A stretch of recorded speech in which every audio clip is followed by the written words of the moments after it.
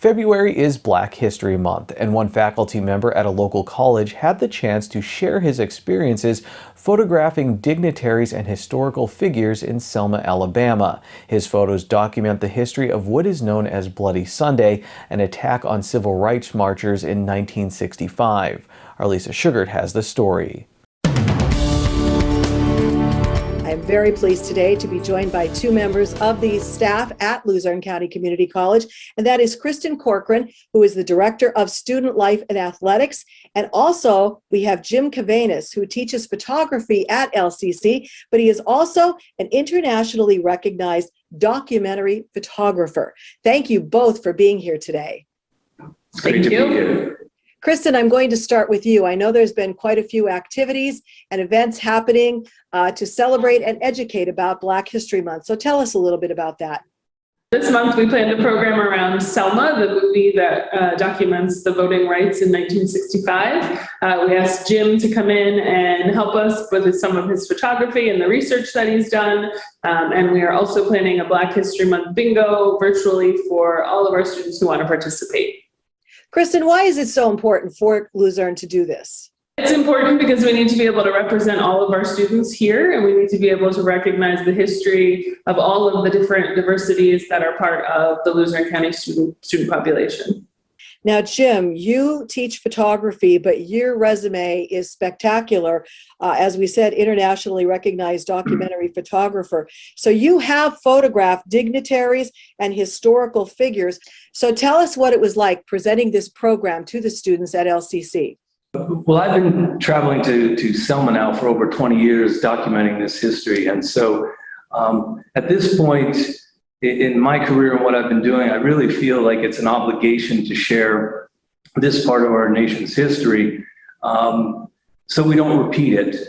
And one thing that I tried to emphasize today to the students was that each of us has an opportunity to create positive change in our communities, our schools, whatever it may be. It will take great courage and sacrifice, and it certainly should be nonviolent, just as the civil rights movement of 1960s was.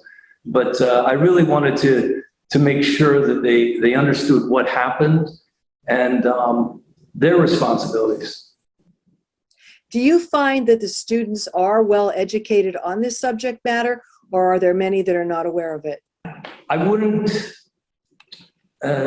say just students. I think general population really doesn't know this history. I've been doing exhibits and lectures on this for some time now, and I'm always surprised at how often people come to me and they knew very little about it. So tell us about what the program entailed today for you, Jim. What was the message you really wanted to convey? Well, today brought back a lot of memories. I haven't been able to get to Selma for 2 years now because of COVID. And it let me tell some stories about maybe some people in history that the students wouldn't find in a history book, but that I think are important figures and names that they know. And then I also shared some of the leaders' names that I had become friends with, people like Fred Shuttlesworth and Amelia Boynton and F.D. Reese and Jesse Jackson and others, and encourage them that in their classes, if they have research papers, if they need to do speeches of any kind, that these are names that they should really learn about and share with others. What have you learned yourself by doing all of this? Because your career has been amazing. Well, when I first went to Selma, I was told how naive I was. I don't think I'm quite as naive now. I've learned a great deal. I learn something every time I go there. It certainly has changed my life. And this project is a little different than other projects that I've done in the past. That this particular one, I really believe, is someone else's story, and I'm just the middleman that delivers it. And I really feel an obligation and a responsibility to share this story that others have shared with me, so that we don't allow history to repeat itself. If people would want to look up your photography and that, where can they find all of your information and your photos? You can look at gavenasphoto.com, and you'll see some of the photos there of Selma and other things that I've done throughout my career.